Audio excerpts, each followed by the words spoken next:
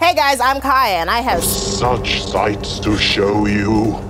Throughout the Hellraiser series, the cenobites have offered twisted pleasures and endless torment to countless unfortunate souls. Jesus wept.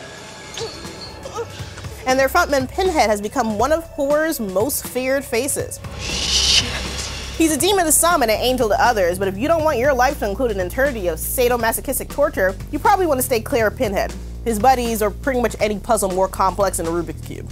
And if you're so bored with earthly delights that you literally want to f with the devil, don't even think about opening the box until you learn how to kill Pinhead. In Clive Barker's novella, The Hellbound Heart, Pinhead is just an unnamed cenobite. He's not even like their leader. But when Barker adapted his story into the movie Hellraiser, Pinhead's unforgettable design and awesome performance by Doug Bradley made him into an instant icon. Oh, no tears, please. It's a waste of good suffering. So fans must have been disappointed when he was banished by the box. Christy Cotton's dear old Uncle Frank has experienced all the pleasures our world has to offer, and he still wants more. So he buys the lament configuration from a shady dealer in Morocco and locks himself in his attic to solve the puzzle and summon the cenobites. I'm not sure what exactly he was expecting, but it probably wasn't a bunch of chains popping out of nowhere to tear him to a zillion pieces. Years later, his niece Christy and her family moved into the house and they inadvertently resurrected the dearly departed. I mean, well, mostly. Frank's got no skin and needs fresh blood to fully restore his body. Lucky for him, he's got a history of Christy's stepmom Julia, who lures victims to the attic and bludgeons them with a hammer to feed her lover's bloodlust. This is why you hook up with your brother's wife, guys. Christy solves the puzzle herself and narcs Frank out to Pinhead and his posse. He escaped you! Nobody escapes us. Once they see through his disguise, which, by the way, is his murdered brother's skin, they rip him apart one last time.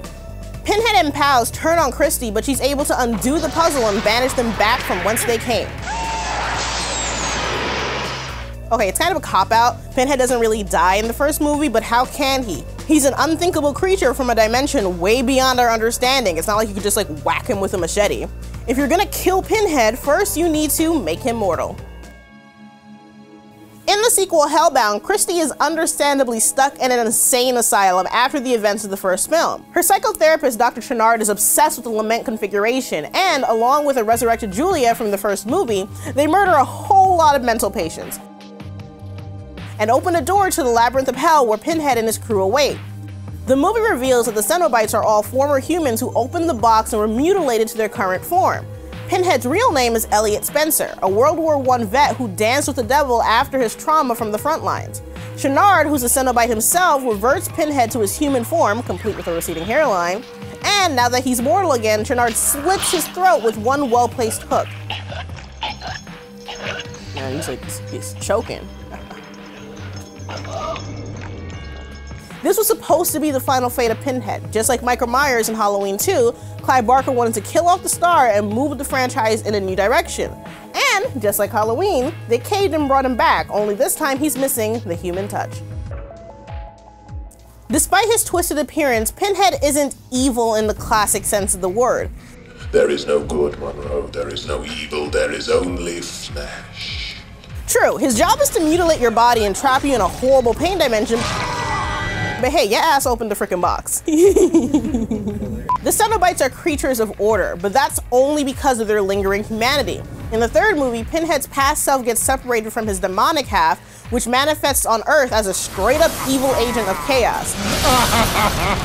Well, first it manifests as a spooky face in this big stone pillar of souls, but soon he's ripping and tearing through an entire nightclub.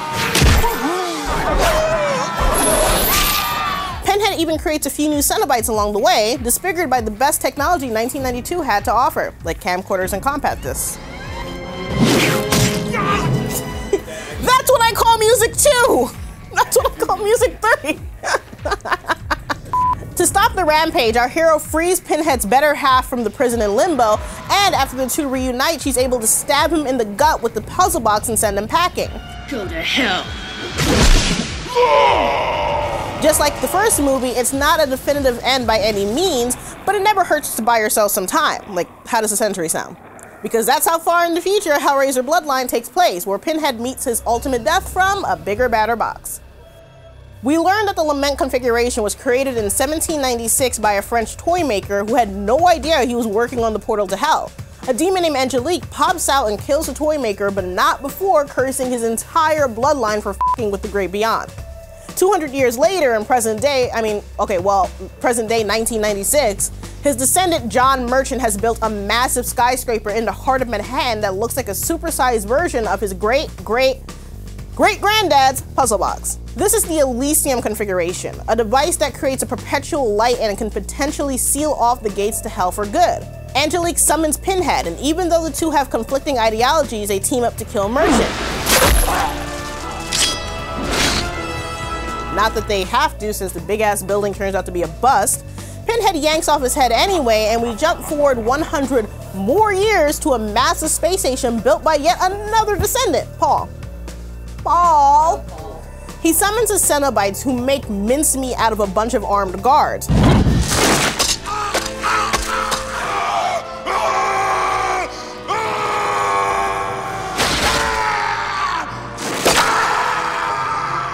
Then, Paul reveals that the ship is secretly a fully functioning Elysium configuration. It uses lasers and mirrors to birth a swirling field of light, which is trapped along with Pinhead and friends inside a massive puzzle box. Then the whole thing blows up.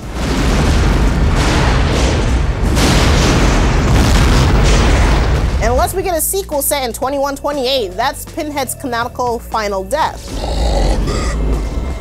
It's a very weird direction for the gothic horror franchise to take. It just feels less appropriate for the character than Jason X or even like Leprechaun in space.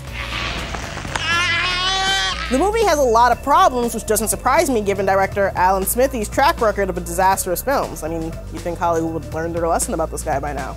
We know he's not real, guys. Bloodlines was the last entry to have any involvement from creator Clive Barker, but Dimension Films is contractually obligated to release a Hellraiser movie every few years or they'll lose the rights. Which is why the next few Hellraisers were unrelated scripts Pinhead tacked on and dumped straight to DVD.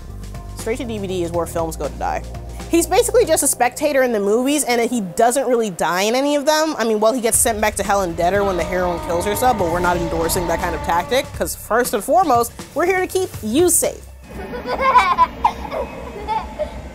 None of these movies are much help to us, especially Hellworld, where Pinhead is just like a fictional character in a popular MMO game inspired by the movies. Still, our boy does get his hooks into plenty of unsuspecting victims, and it's been a while since we've heard that beautiful royalty-free Benny Hill music, so let's go to the lightning round. Murder. All these people are dying. All these people are dying. Dead. Ouch. This series has more chains than a strip mall, but we're still not done because the latest film in the franchise just dropped, and in Hellraiser Judgment, Pinhead meets a fate worse than death. The world of Hellraiser was never really tied to Judeo-Christian beliefs. I mean, I don't remember any BDSM chapter in the Bible, but Judgment dives in head first. Most of the movie is a police procedural about a serial killer who bases his crimes off the 10 Commandments, and when we see Pinhead, he's mostly dealing with afterlife bureaucracy. Turns out the big guy upstairs wants the killing to continue since they're literally putting the fear of God into people.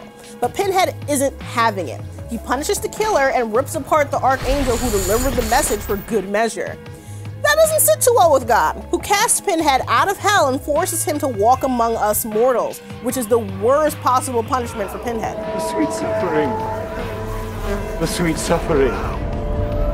In hell, he's a big shot, but up here, he's an average nobody who gets to live the rest of his life like a schnook, also known as Henry Hill.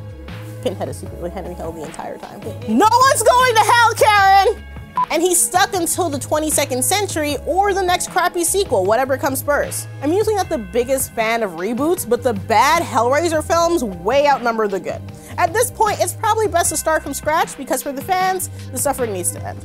Hey guys, thanks for watching another episode of How to Kill. This one is probably one of our bloodiest episodes yet, and you guys wanted it, so here it is. Let us know in the comments below who your favorite cenobite is. Mine is personally the CD one because every time he throws a CD, I'm just like, that's what I call music. Anyways, please subscribe to Now This Nerd, and thanks for watching.